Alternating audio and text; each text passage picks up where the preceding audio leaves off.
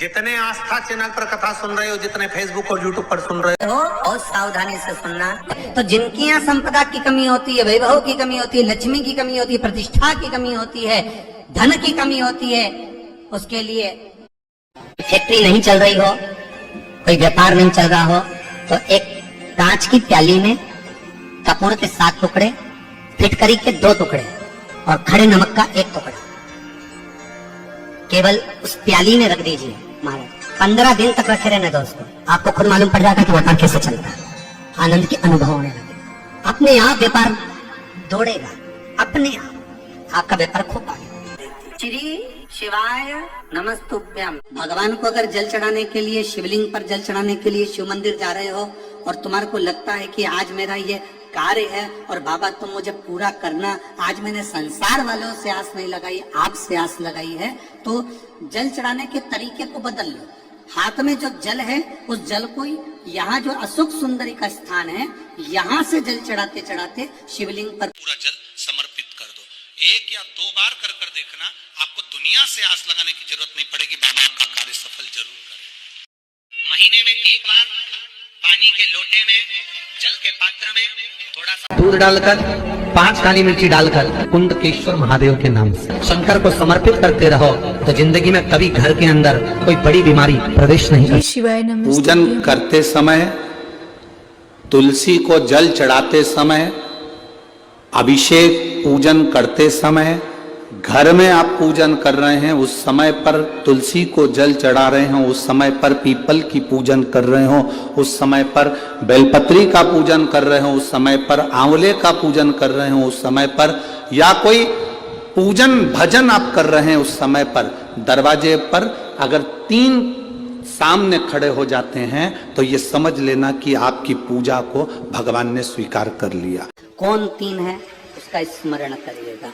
पहला, पूजन करते समय, भगवान की आराधना करते समय अंदर मंदिर में अपने घर में बैठकर आप भगवान निला रहे हैं, भगवान की पूजन कर रहे हैं, अर्चना कर रहे हैं, सेवा कर रहे हैं, माला जाप कर रहे हैं, पूजन अर्चना कर रहे हैं, तुलसी को जल चढ़ा रहे हैं, उस समय पर 3 का दर्शन अगर आपको हो जाता है, आपके दरवाजे पर अगर आ जाते हैं, तो आपका समझ लेना पूजा स्वीकार हो गया। पहले नंबर पर पूजन करते समय दरवाजे पर गौ माता आकर खड़ी हो जाए, समझ लो तुम्हारा पूजन सफल हो गया।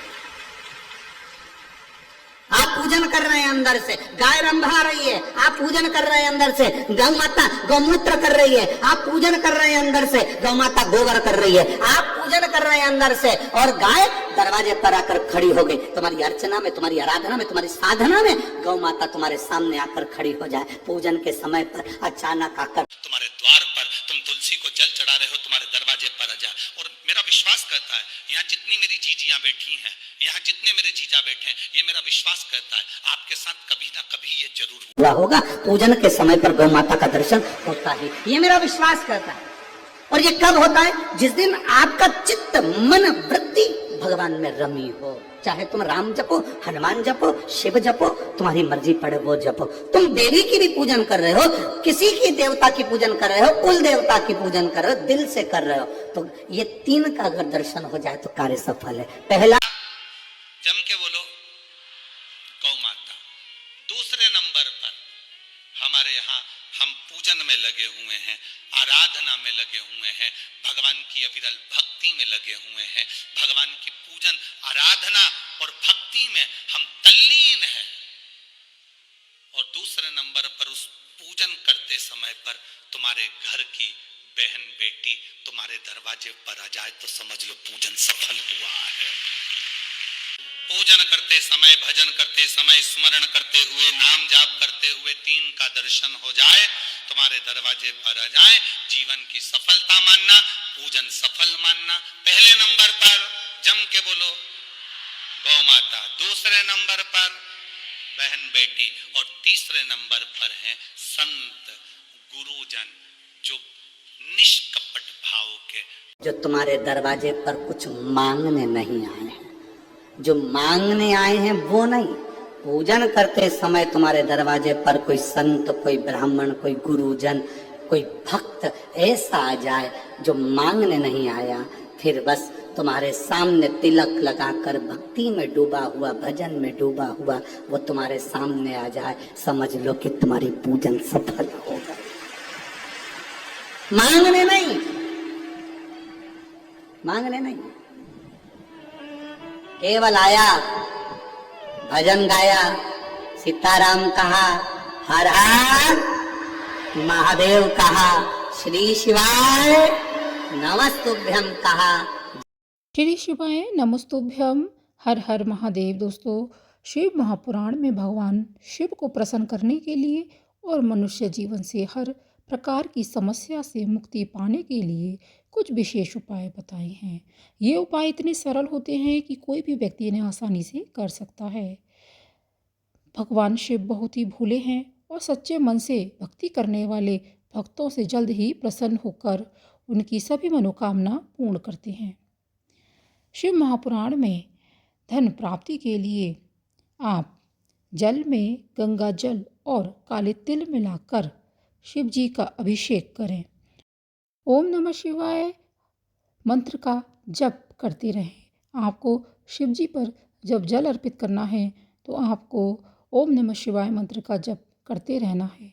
ऐसा करने से आर्थिक तंगी दूर होती है और नौकरी व्यापार में जो भी समस्याएं हैं वह समाप्त होती हैं, दूर होने लगती हैं।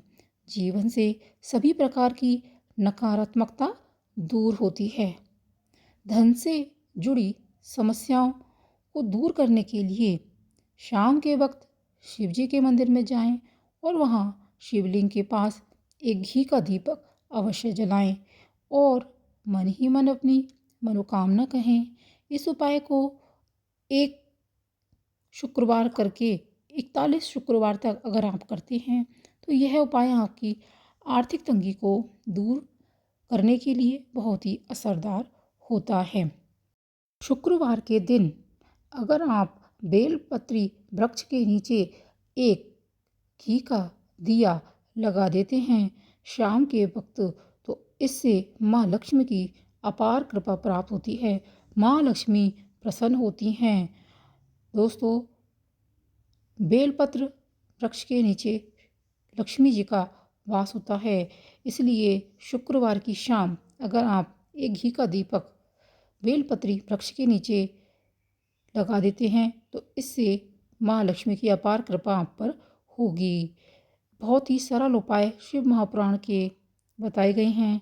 इन्हें अगर आप कर लेते हैं तो आपके जीवन से सभी प्रकार की समस्याओं का अंत होने लगता है और ये समस्याएं दूर चली जाती हैं, जैसे कि आपके जीवन में कभी थी ही नहीं।